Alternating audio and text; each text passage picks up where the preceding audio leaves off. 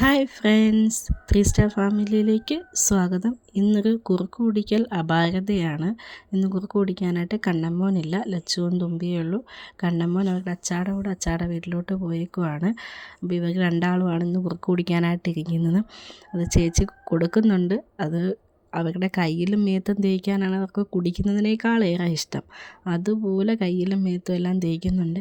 പിന്നെ നമ്മളതിന് വഴക്ക് പറഞ്ഞാൽ ഒട്ടും വാ തുറക്കില്ല പിന്നെ കുടിക്കാൻ. അതുകൊണ്ട് എന്തെങ്കിലും ആവട്ടെ എന്ന് കരുതുന്നതുകൊണ്ട് അവർ മേത്ത് തേക്കുന്നുണ്ട്. ഇടയ്ക്ക് എപ്പോഴെങ്കിലുമൊക്കെ ഒന്ന് വാ തുറന്ന് മേടിക്കുന്നുമുണ്ട്.